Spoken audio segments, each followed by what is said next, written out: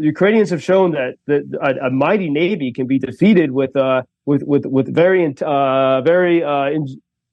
innovative small sea drones. Little Joe Lindsley. Joe Lindsley is quickly becoming an American treasure in broadcasting. Welcome to Ukraine Bank. Wendy Snyder here with you this morning. Bob Sirott will return on Monday, and we're going to check in with Joseph Lindsley now.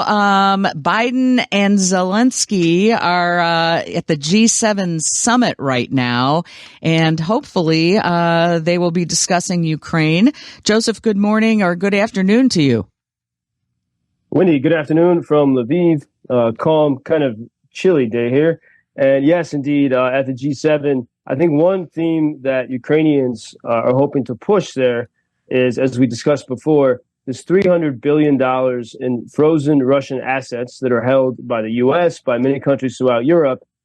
Those assets were frozen at the beginning of Russia's big invasion, and they're untouched. And Ukrainians are saying, why don't we start to use some of this money to pay for the cost of defending Ukraine, for reconstruction?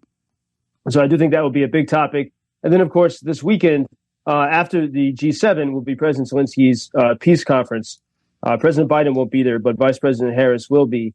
And all this comes just, there was a conference that just ended in Berlin looking at reconstruction for Ukraine. And I think you see, we see, as always, a mix of things. NATO Secretary General said that he wants to push to make it mandatory for all NATO members to provide weapons for Ukraine at some point. So a stronger stance. We look also at some of the discussions from that reconstruction conference in Berlin.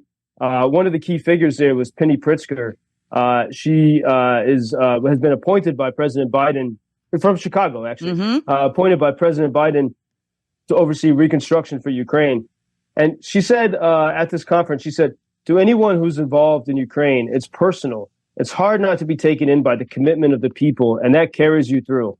And I see that from, people, whether it's, hardened veterans of Afghanistan to liberal college professors to high-level officials on the left and the right. Everyone that comes here is sort of captivated by the spirit that they see. And you see that even from these high-level officials.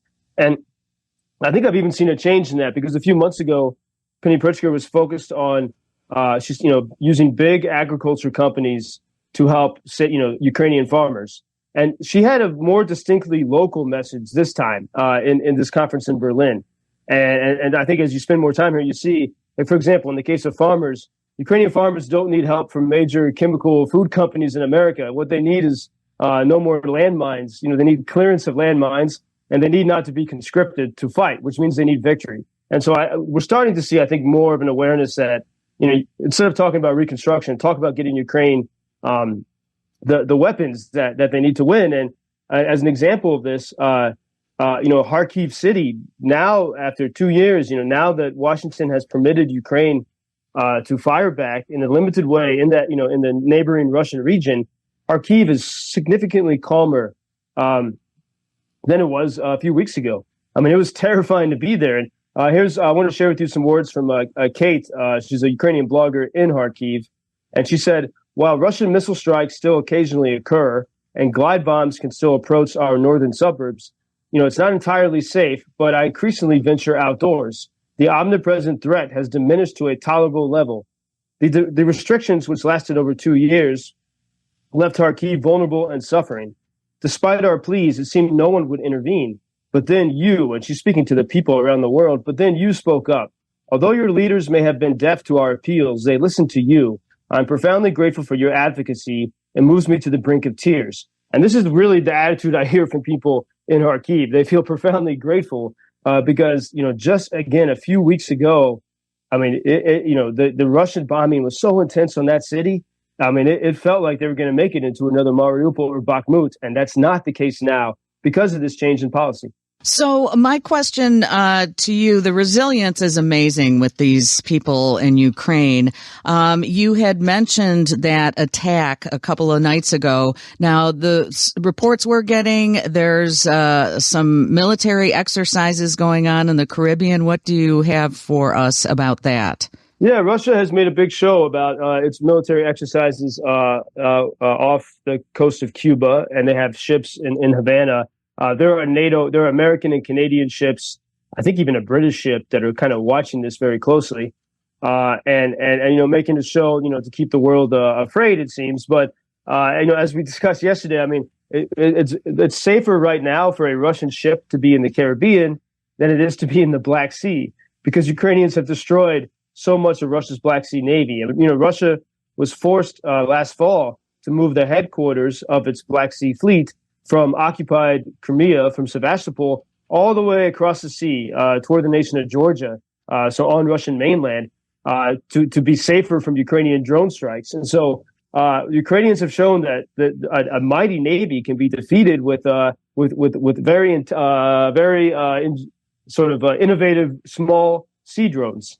And so I think if Ukrainians can do this, and I don't think Americans have great reason to be afraid of the Russian Navy in the Caribbean, and that's happened even before Russia's big invasion of Ukraine. I think 4 or 5 years ago there were similar exercises. But the one thing that should keep people in America calm is to look at what Ukrainians have done with their drones to destroy so many of the key Russian ships, and that's why we've seen a decrease in attacks upon Ukraine from the Black Sea, just because of that. And as I was thinking about that big Russian missile attack 2 nights ago, most of those missiles came from bombers that were flying deep over Russian territory.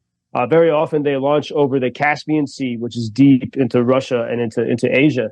And just imagine, I was thinking of the distances, because as I was sitting here in Lviv, we get reports, missiles are coming toward Lviv, and then they're turning toward Kyiv or Dnipro.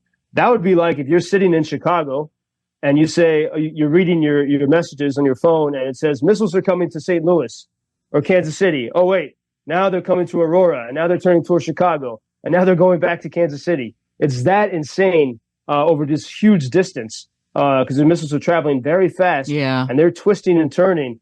And so just to give you a little feel of what, on American geography, what that feels like. Yeah, because honestly, I can't even imagine it. So thank you for putting that into perspective for all of us. Joseph Lindsley is live in Ukraine. We talk to him every morning. We'll do that again tomorrow. You can go to UkrainianFreedomNews.com. You can support Accelerate Victory. Click on that button. And thank you so much. I'm hoping you have a quiet evening tonight, Joseph.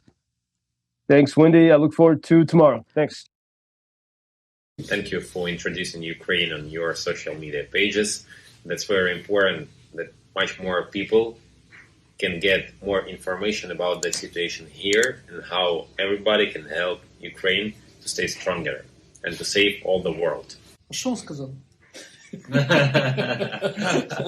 Well, which side are you on? На чьей ты стороне? Come on now. Oh, which side are you on? На чьей ты стороне?